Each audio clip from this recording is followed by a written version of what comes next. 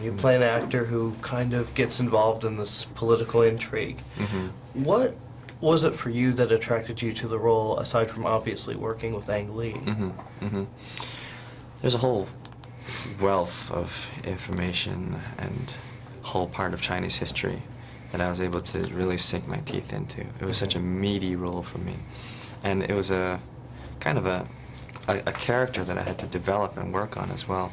I grew up in New York, and I was born and raised in the States. So for me to make that transition to a 30s college student in Shanghai, that was a huge leap, long distance for me to travel. So it was challenging.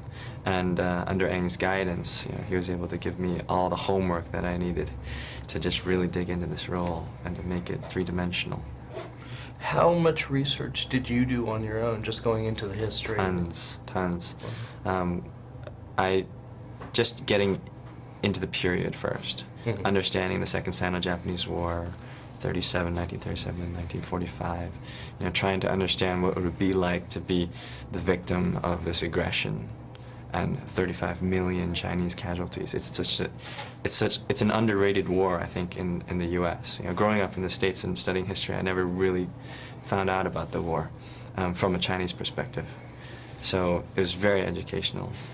Also, just trying to do what was popular at the time for college kids, like what books that I would read. Xu Zhimo would be a great author. Lu Qiao would be another great author, and these books I would dig into. Some of the movies too of the period, like I don't know the English translations of these movies, but movies by like Zhou Xuan, and those would be like the big stars of that era, the big movie stars or singers, and Ang made me jump through a lot of hoops. Okay. Calligraphy every day, listening to the songs. And because I'm a musician, he knew that a good way for me to get into character would be to stop listening to anything contemporary and start listening to traditional art songs and patriotic songs, which were the popular songs of the day. Yeah. Obviously, you're a very successful musician. Yeah, thank you. How is it, in contrast to being an actor? How do you work? Does music become a huge part of that? I think it helps a lot. Okay.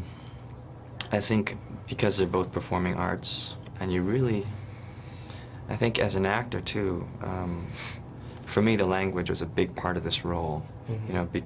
Developing that accent of the southern part of China, and the way that they would talk, I think the level of education was probably a lot higher back then in Chinese. The vernacular, I think, was much more eloquent. Over the last 70 years, I think a lot has changed, and it's become a lot more slang and kind of maybe like it has in the States. But getting into that role, I think, also was kind of a musical experience. Well, yeah, especially, dealing with that accent, which you did very well, by the way. Thank you. It is, you almost need a musical ear for that, I think. Right.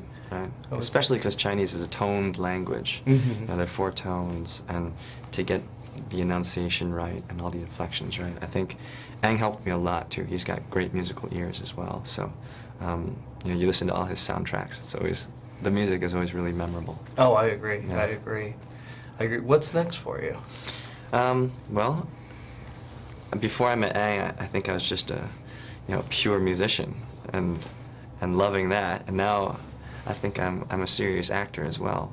So he's opened up a whole new can of worms for me. Cool. Yeah, no, you're very good in film, by the way. Thank you very much. Thanks a lot.